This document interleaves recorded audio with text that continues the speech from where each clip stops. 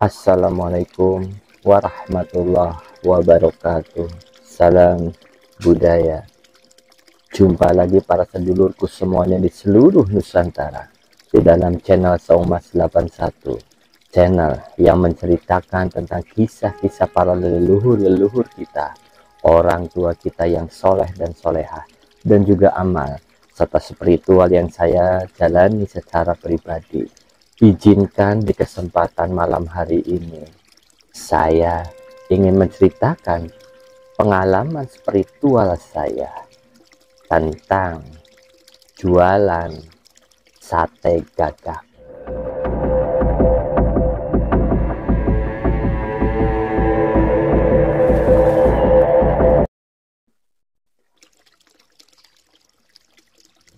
Apa kabar para sedulurku semuanya? Mugi-mugi para sedulurku selalu diberikan kesehatan, waluya jati kelawan rahmat lan hidayah saking kersanipun Gusti Allah Subhanahu wa ta'ala. Amin amin ya robbal alamin. Bagi para sedulur yang baru bergabung di dalam channel Saumas 81, selamat bergabung, selamat datang. Dan bagi para sedulur yang sudah mensubscribe, kami ucapkan matur kesuwun sangat, terima kasih banget. Mugi-mugi rezeki para sedulur yang jauh didekatkan, yang di atas diturunkan, yang di bawah dinaikkan, dideraskan bagaikan air jam-jam yang terus mengalir tiada henti. Amin amin ya robbal alamin. Sebelum menginjak kepada suatu cerita pengalaman spiritual saya pada tahun 2000-an tentang jualan sate gagak di area pekuburan. Sebelum itu saya akan mencoba untuk berbicara dulu tentang burung gagak itu. Bahwa mitos burung gagak, terutama di daerah kami sendiri, yaitu daerah Cirebon, setiap ada burung gagak lewat, pasti rata-rata mendeham. Ada burung gagak lewat, kayak gitu. Terus kadang-kadang juga lucu juga kalau memang tanpa disadari kita itu mengikuti sesuatu dari leluhur kita yang konon katanya biar kematian itu tidak mendekat kepada kita. Simbol dari burung gagak itu adalah simbol kematian.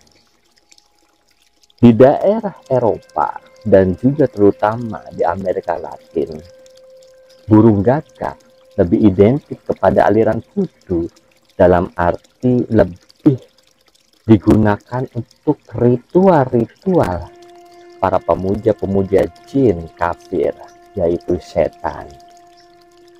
Dari Abu Hurairah radhiyallahu anhu, Kanjeng Rasulullah bersabda, tidak ada penularan penyakit, tidak ada burung penentu nasib baik dan buruk, tidak ada burung hantu pembawa sial, dan juga tidak ada bulan Syafar pembawa sial atau keberuntungan.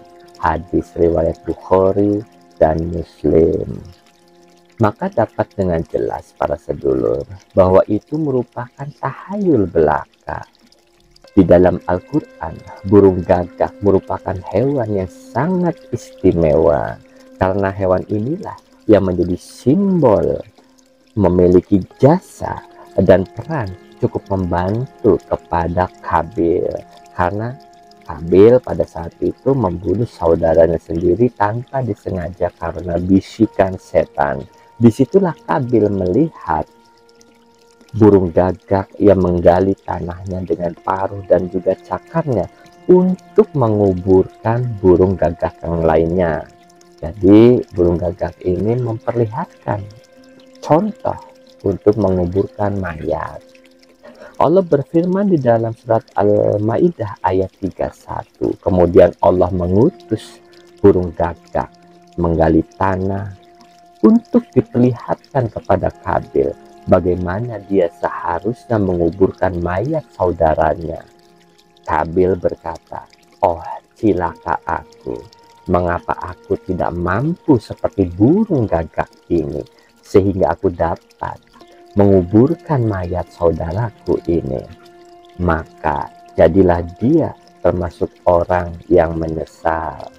Iku jare Allah ning Al-Quran surat Al-Maidah para sedulur ayat 31. Mangga para sedulur, kita lanjutkan ceritanya. Pengalaman saya pribadi tentang jualan sate gagak di area pemakaman. Bismillahirrahmanirrahim. Ini terjadi pada tahun 2000-an. Ketika itu saya masih kuliah, para sedulur. Dan pada saat itu saya ada tamu, yaitu teman saya. Masih satu kuliah juga. Cuman dia membawa temannya. Gitu. Menurut cerita, temannya ini sedang banyak masalah, yaitu masalah keuangan. Dan dia membutuhkan orang yang berani untuk berjualan burung gagak ini, sate burung gagak ini, para sedulur. Pada saat itu saya menolak, karena saya juga belum mengerti ritualnya seperti apa, terus nantinya akan terjadi apa. Saya belum paham pada saat itu. Tapi karena didesak, dan kebetulan saya juga bukan orang yang berani pada saat itu, tapi karena kasihan, akhirnya baik, silakan, oke, kata saya. Jadi kita melakukan ritual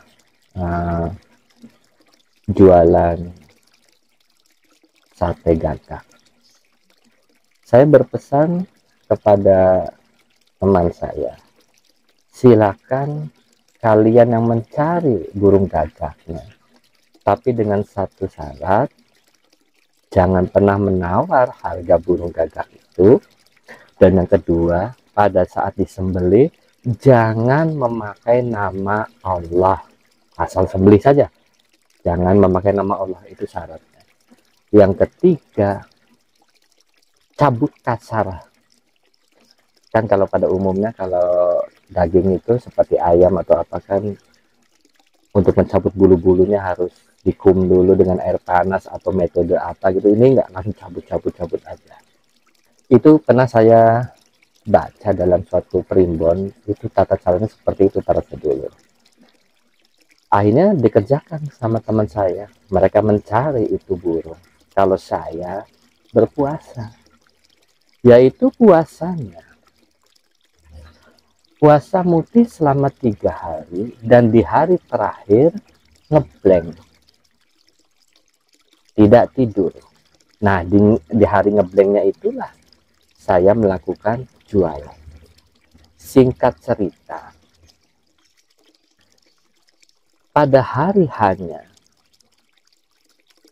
kami bertiga memilih sebuah pemakaman di area yang tertinggi, yang jarang ada orang. Jadi yang sepi, jangan sampai kelihatan oleh orang. Dan kebetulan kami hanya membawa kipas ilir nih, kayak ini nih kipasnya. Ya persis kayak inilah kipasnya. Dan areng, berikut ada apa ya, kayak semacam buhur.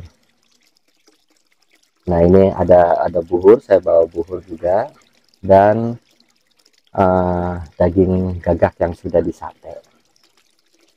Akhirnya pada saat ada di pemakaman tersebut,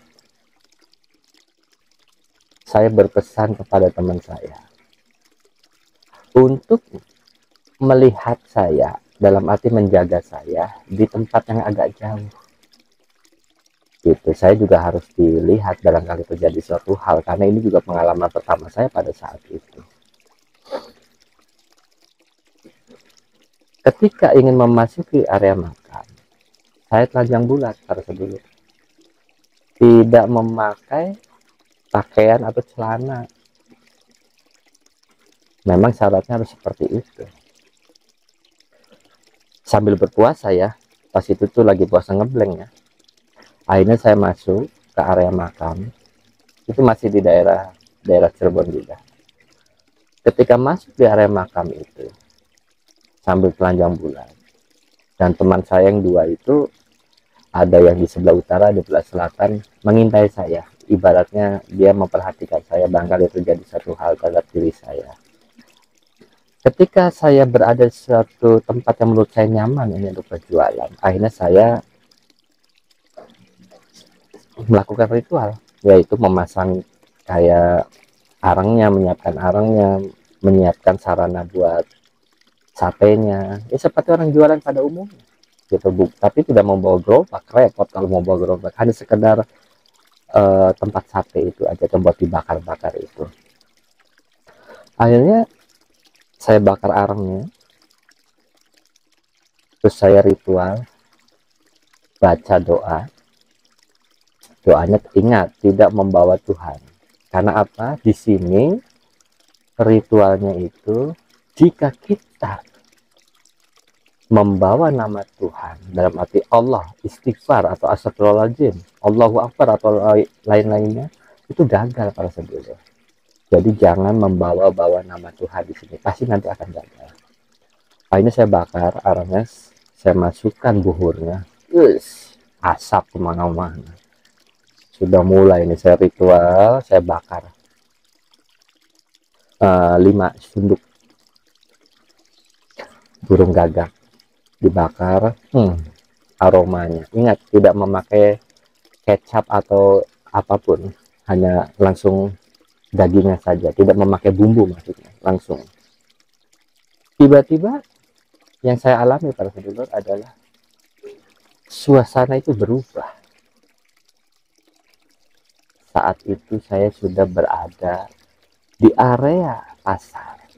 Pasar seperti pasarnya pada umumnya bangsa-bangsa kita manusia. Ada yang jualan sayuran, ada jualan daging, ada jualan pekakas atau apapun. Pokoknya sama, hampir sama. Riuh-riuhnya juga hampir sama. Tetapi hanya saya sendiri yang berjualan sate gagak, itu anehnya. Jadi siapapun yang pernah melakukan ritual ini, pasti dia sendiri yang akan jualan sate gagak di pasar itu. Itu juga yang saya alami. Karena saya jualan yang berbeda dengan yang lainnya, akhirnya banyak yang datang para sedulur. Bangsa-bangsa gitu banyak yang datang. Mukanya macam-macam. Ingat, yang makan ini adalah para jin kafir, bukan jin muslim. Karena kita juga kan menyembelihnya tanpa menyebut asma Allah, terus juga kita mencabutnya asal-asalan, tidak menghormati ini binatang gagak, main bunuh-bunuh saja. Jadi yang membeli juga bangsa-bangsa seperti itu yang kurang begitu pantas lah untuk dilihat. Saya tidak berani untuk menatap muka-muka mereka karena kurang ya berantakan dulu. Jadi ada yang matanya satu, ada yang hidungnya kebalik, ada yang ininya lebarnya sampai sini, ada yang matanya nggak ada, rata semua, ya macam-macam lah para sedulur. Akhirnya saya bakar lagi tuh buhur, masukin garam dulu sambil dikipas-kipas. Datang perempuan, dia bertanya berapa ini. Saya hanya menjawab segini, 50 kata saya itu. 50 berapa? 50 juta kata saya itu. Satu kodi 50 juta. Uangnya seperti ini, berkata saya, diperlihatkan uangnya. Uang yang terbesar pada saat itu adalah 50.000 kalau nggak salah pada dulu. Diperlihatkan uangnya seperti ini, 50 juta. Katakan begitu. Saya sudah menyiapkan karung. Akhirnya dia menyetujui. Dibakar satu kode, dia makan apa. datang lagi yang lainnya, datang yang lainnya, seperti itu sampai akhirnya datanglah makhluk tinggi besar yang menurut saya itu pasti Gondoruo.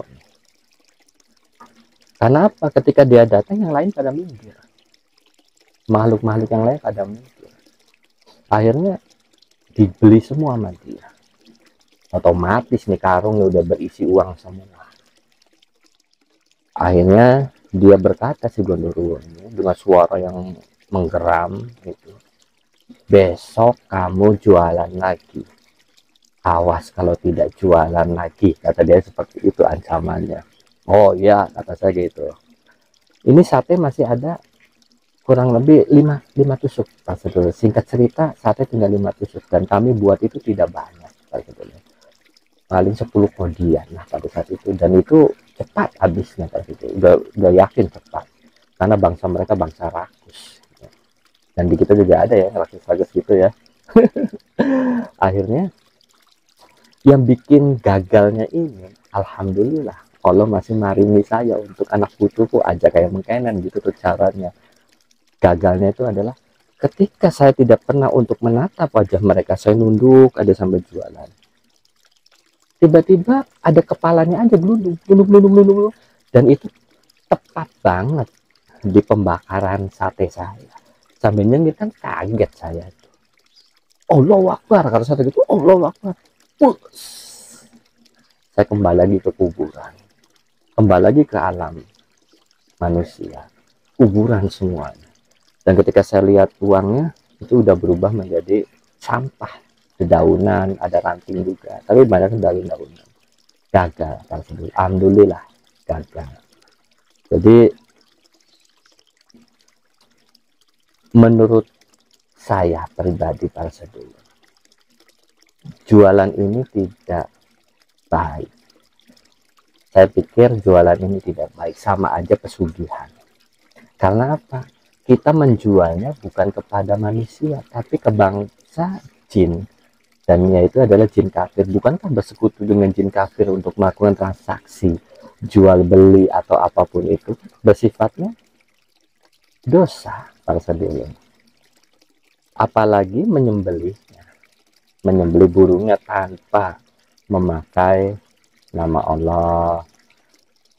Terus juga itu kan udah pasti melanggar syariat Islam ya, para sedulur ya.